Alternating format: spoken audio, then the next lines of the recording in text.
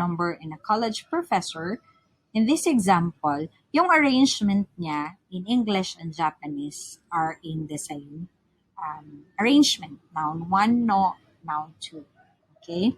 So, Takeshi's phone number, Takeshi-san no Denwa Bango. So, noun 2 is the Denwa Bango.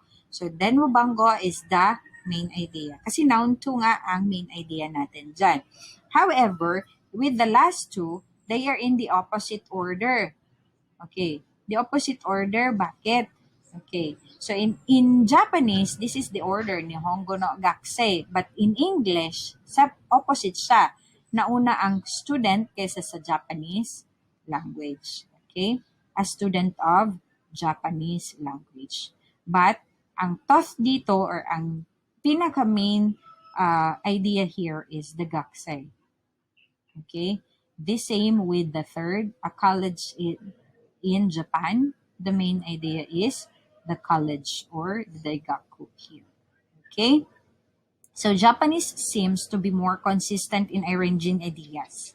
So they are very consistent in arranging ideas. Kasi noun 1, no, noun 2. Yun yung pag-a-arrange niya. Kahit dyan dito sa left side natin, dito na example, same ang pag-arrange ng idea. Dito, in English, nagkakaroon ng rearrangement ng idea. Okay? So, yan. And then, take note that the main idea is always the second noun or the noun 2. Okay? A phrase of the form noun 1, no, noun 2 acts more or less like one big noun. You can put it wherever you can put a noun, as in the following example. So, ang noun 1, no, noun 2 is pwedeng ilagay sa isang sentence. Example is this. Takeshi-san no okasan wa kokuno sensei desu. Takeshi's mother is a high school teacher. Takeshi-san no okasan, this is the first phrase.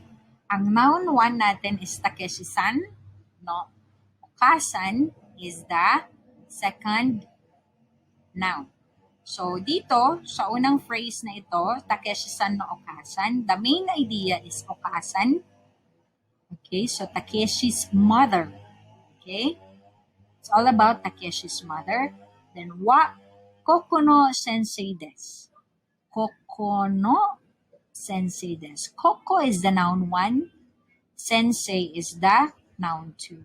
So, the main idea is she is a sensei in a high school. Okay? So, high school teacher. So, Takeshi-san no okasan wa kokono sensei desu. Okay? That's it. Expression notes. Ano. Ano indicates that you have some reservation about saying what you are going to say next. So, you must be worried about interrupting something or someone that is currently doing, or sounding rude and impolite for asking personal questions. For example, sabihin mo talaga, ang ibig sabihin, you have a hesitation or gusto mo lang, excuse me, di ba ganyan tayo? We say, okay, or okay. So, yan. Para it will not sound rude na nag-interrupt lang ka sa isa katao nga na ay ginahimo. Okay. Hi and e. Okay. Hi, e. Both hi and e means yes in response to yes or no questions.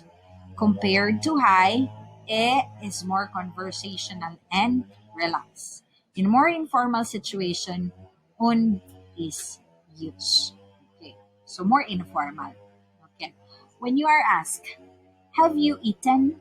Okay. Kumain ka na ba? Ang ibig sabihin nun, kumain na. Okay. Pero, this is the exemption. Okay.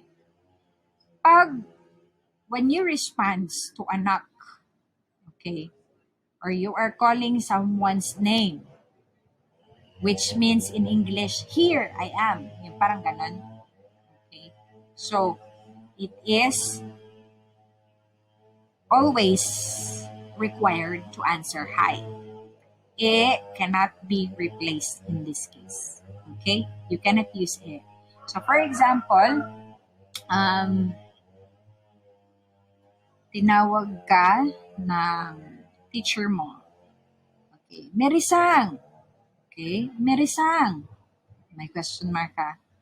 Okay, Merisang. Sabihin mo, here. Or, hi.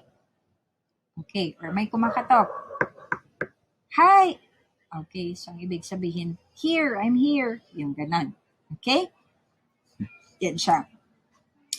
Another is, so desu ka? It acknowledges that you have understood what was just said. Or, is that so? Or, I see. Okay, so yan yung ibig sabihin. Or pwede din, if you are, so desu ka? Really? Or is that so? So, ang sagot mo, so desu. Yes, it is. Okay? So, or that's right. Okay. So, pronunciation of ha. The particle ha is pronounced as wa, not ha. It should be written as ha. All other instances, wa is written as like this. That is the hiragana character of wa. Okay. So, pag particle, gigamit nimo ang ha as wa. Okay? So, it is not pronounced as ha, it is wa. Okay, kung particle. Okay. But in other instances, wa is always written as just like this. Okay? So like this. Watashi no denwa bango wa san nana no hachiruko rokunana desu. Okay? So, watashi, okay. Watashi no, okay, wa. That is wa. Watashi no denwa bango wa, that is ha. Kasi nga, particle siya dyan. San, nana, no. Okay, no. This is for dash. Hachi roku roku nana desu. So my telephone number is 37-8667. Okay? So, yan. Another thing that you have to be reminded of is that there is a few exceptions such as konnichiwa and konbanwa. Okay. Konnichiwa, that means good afternoon, and konbanwa, that is good evening. So they are usually written with ha sa last. Okay? Ha. Let's take note. Konnichiwa, konbanwa. That is the only exceptions that you have to be reminded of. The reason why, yan lang talaga yung arrangement nila. Now, let's proceed to numbers or bango. Okay. So, in this, I have already taught you during FL1 how to read, and you also memorize numbers already. So, re, etsini, sang. Di yun sa TikTok ha. Okay. Re, etsini, sang, yo. Re, 0. Re, ichi, sang, yon, go, roko, nanar, shichi, hachi, kyo, jo. Okay? So, that's 1 to 10. So, ngayon, what is the pronunciation and what is the proper usage of this number? When will it change? Kung kanos siya magbago, kung asa siya magbago, kung asa siya gamiton. Okay? So, that's how we are going to discuss it this time. So, 0 or 0, and re. Okay? Pwede siyang 0, pwede siyang re, are both commonly used. Okay, there's no changes when you are using this. Pwede siyang 0 or re.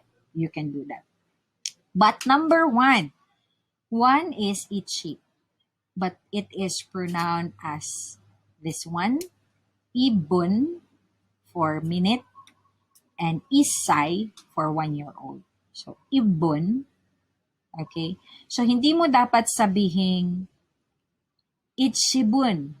Okay. Bun kasi, that is the suffix used for minute, referring for minute. G kasi, that is for o'clock, right?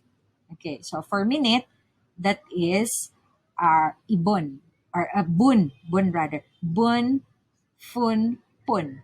Okay, pwedeng ganon. So ang hu nga na ay ten and maru at yung walang maru. Okay, and then n. Okay, so this one, number one, when you are referring to 1 minute, ang proper na word na gamitin is ibon. Ibon. Okay? And the proper way also when using one as an age or sai is isay. Okay? So that is special. So that is the special for number one. That whenever you use it for 1 minute or 4 minutes, it becomes ibon. And when you use it for referring to age, it will become isay. Okay. Another is ni. Ni all the time.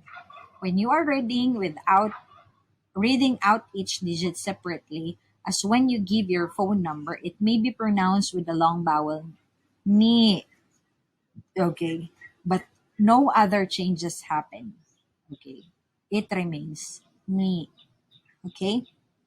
Number 3, sang. Okay. Sang all the time. The part that follows it may change shape as in sang buang. Okay? Sang buang instead of sang bun. Okay? So, in sang bun instead of sang bun. So, ang ibig sabihin nito, when you are referring to 3 minutes, kasi bun, or fun, or pon, okay? Pag 3 minutes, you can also say it's bun. Okay. So, you will no longer say sanbun, sangbun. Pwede mo nang sabihin bun. Kasi ang ibig sabihin ng bun, 3 minutes na. Okay? So, another is number 4, yon. Yon is the most basic, but 4th-year student is yonensei. And the 4 o'clock is UG. In some combination that we will later learn, it is read as shi, as in shigatsu for April. The part that follows this number may change shape too, as in yonbon. Okay. So, itong yon, nagiging yo na lang siya when you use it in referring 4th-year student.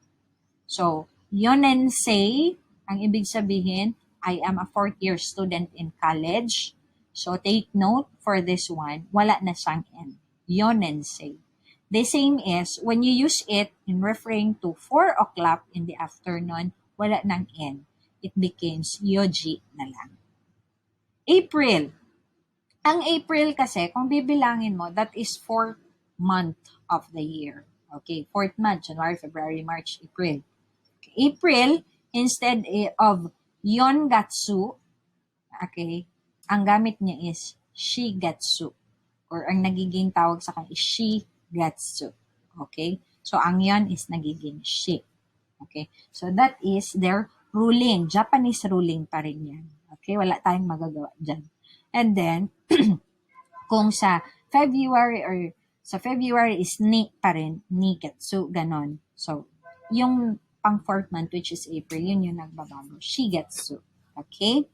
And then 5 is go. Go. Go all the time. When you read out separately, it may be pronounced with a long vowel as go. Okay? But that is still go. Walay nagbago sa go. So, take note, ang wala nagbago, it's ni and go. 2 and 5. Next is roku. Pronounced as ro in robun. Ropun. Pun siya kasi nga maru ang gamit. Circle, maru. Okay. So, that means 6 minutes. Okay? So, ang 6 minutes, hindi na siya rokupun, but it became ropun. Okay? Ropun. 7 is nana. It is the most basic, but 7 o'clock is shichiji. Okay. Di ba doon, Ang seven is pwede siyang nana, pwede siyang shitsi. But the proper